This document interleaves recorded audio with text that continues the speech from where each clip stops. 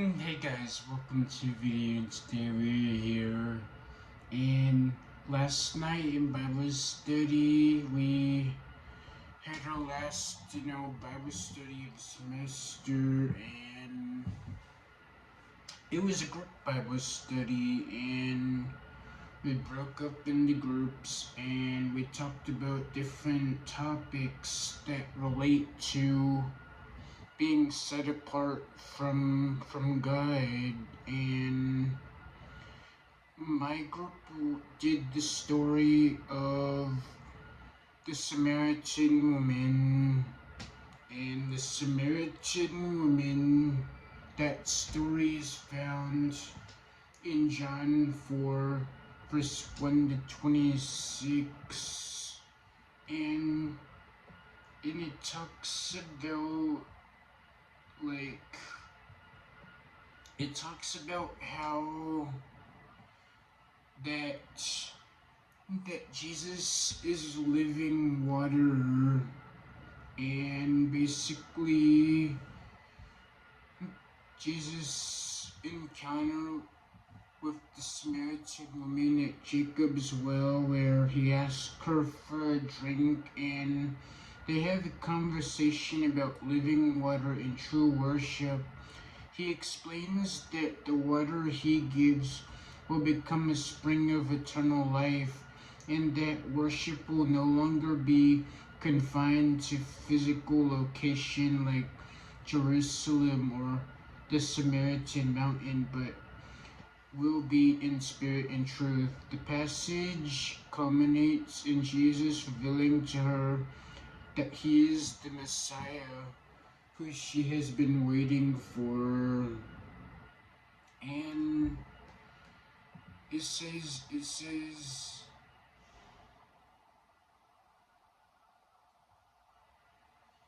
John 4 verse 1 to 16 says, "Now Jesus learned that the Pharisees had heard that he was gaining and baptizing more disciples than John, although in fact it was not Jesus who baptized, but his disciples.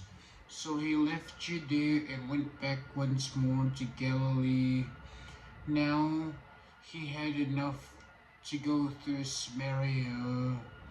So he came to a town called Samaria, called Sychar, near the plot of ground Jacob had given to his son Joseph. Jacob's well was there, and Jesus, tired as he was from the journey, sat down by the well. It was about noon. When a Samaritan woman came to draw water, Jesus said to her, "Will you give me a drink?" His disciples had gone into the town to buy food. The Samaritan woman said to him, "You are a Jew, and I'm a Samaritan woman. How can you ask me for a drink?" For Jews did not associate with Samaritans. Jesus answered her, "If you knew the gift of God and who it is that asks you for a drink, you would have asked him, and he would have given you living water." "Sir," the woman said, "you have nothing to draw with, and the well is deep. Where can you get this living water? Are you greater than our father Jacob, who gave us the well and drank from it himself, as did also his sons and his livestock?"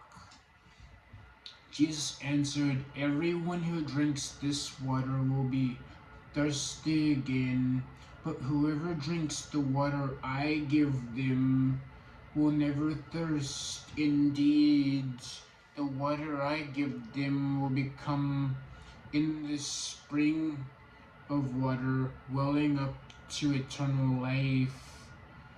The woman said to him, "Sir, give me this water so that I will won't get thirsty and I have to keep coming here to draw water. He told her, "Go call your husband and come back." "I have no husband," she replied. Jesus said to her, "You are right when you say you have no husband. The fact is, you've had 5 husbands, and the man you have now is not your husband. What you have just said is quite true." So the woman said, "I see that you are a prophet. Our ancestors worshipped on this mountain, but you Jews claim that the place where we must worship in Jerusalem."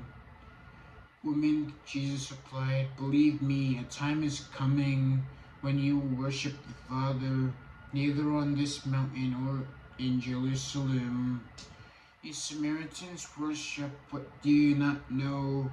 We worship what we do know, for salvation is from the Jews. Yet a time is coming and has now come when the true worshippers will worship the Father in spirit and truth, for they are the kind of worshippers the Father seeks. God is spirit, and his worshippers must worship in the spirit and in truth." The woman said, "I know that Messiah called Christ is coming. When he comes, he will explain everything to us." Then Jesus declared, "I, the one speaking to you, I am he." So this story is basically it's about how we have to confront our past. Basically, in the story, Jesus is having a conversation about her 5 husbands and how people used to worship at this mountain in Samaria, and we have to first acknowledge our past, and that's the main lesson. We also have to be honest about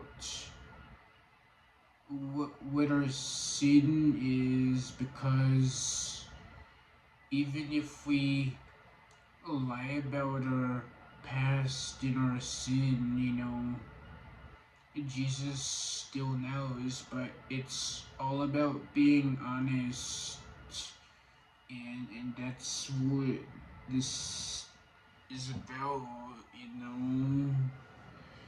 And in Bible study, we basically just acted out this whole scene, and we made a parallel of the story, and basically we made a modern version of it where in today's society, people like to like lie about their past, and they be gossiping, they be arguing about things, and then but Jesus knows, so you might as well be honest with him. But how we acted it out was that the scene was that very similar to this, where like the way that it was, the way we did it was that we had to act out the scene, right? And we made a modern version of it to where, like, there was two groups, and one of them were gossiping, and the other they were like arguing, and and then they were like, and then Jesus stepped in, and said, "Will you give me a drink?" And basically they were like confused on like why they would ask for a drink, but then Jesus told them, if you knew the gift of God and who it is that asks you for a drink, you would have asked him, and he would have given you living water. This is basically saying that Jesus is living water. Sometimes we navigate life and we fill ourselves with things that don't fill us up. And if we seek Jesus, we will never be thirsty. So we must hunger and thirst for the Lord. And so it just continues, and then he says, verse 21, then he says that,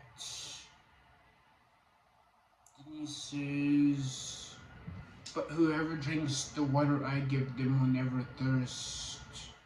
And the other lesson in this story is transformation, and basically Jesus is transforming her to this Samaritan woman with 5 husbands to someone who seek God. And Jesus first had to expose her past, and we have to be honest about our past. That's the main point.